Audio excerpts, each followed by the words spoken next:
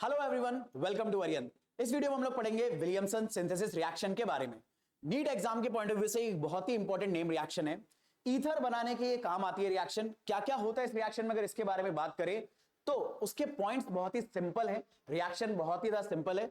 सबसे पहले तो ये समझना है कि ईथर बनाने के लिए इस रिएक्शन में हम इस्तेमाल क्या क्या करने वाले हैं।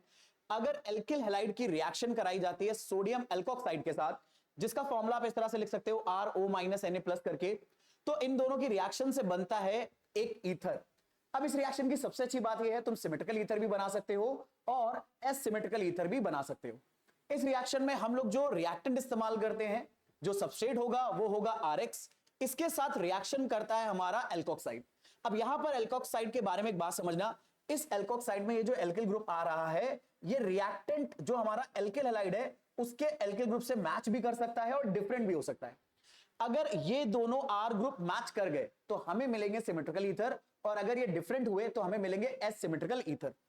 ये रिएक्शन किस तरह से होती है, तो बहुत ही सिंपल सा तरीका होता है।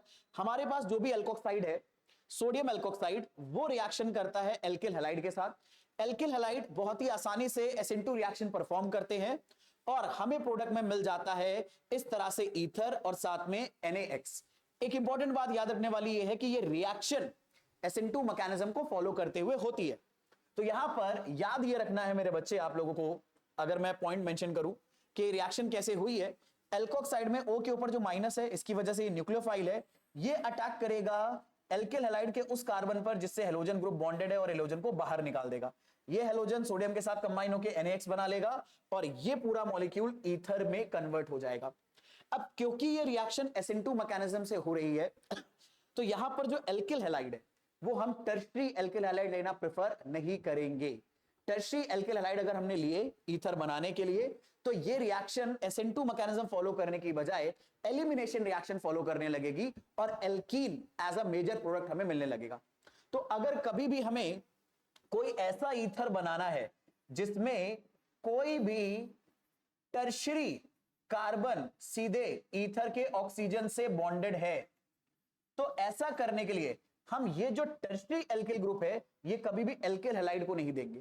क्योंकि अगर हमने ये टर्शरी ग्रुप एल्किल हैलाइड के एल्किल ग्रुप में लगा दिया तो एलिमिनेशन रिएक्शन होने लगेगी।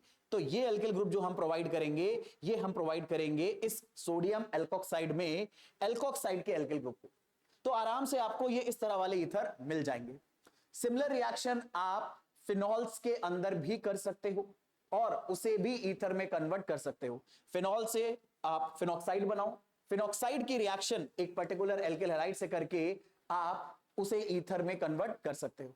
तो ये रिएक्शन बहुत ही ज्यादा काम की रिएक्शन है और इसमें सबसे इंपॉर्टेंट बात याद रखने वाली तो यही है कि अगर कभी भी ऐसा ईथर बनाना है जिसमें टर्शरी कार्बन सीधे ऑक्सीजन से बॉन्डेड है, तो बाकी ये टर्शरी कार्बन वाला जो ग्रुप होगा, ये कभी भी एल्किल हैलाइड को नहीं प्रोवाइड करना है, ये आप प्रोवाइड करोगे इस एल्कोक्साइड के कार्बन को, जो कि एल्किल ग्रुप के ऊपर अटैक करेगा एल्किल हैलाइड के अंदर।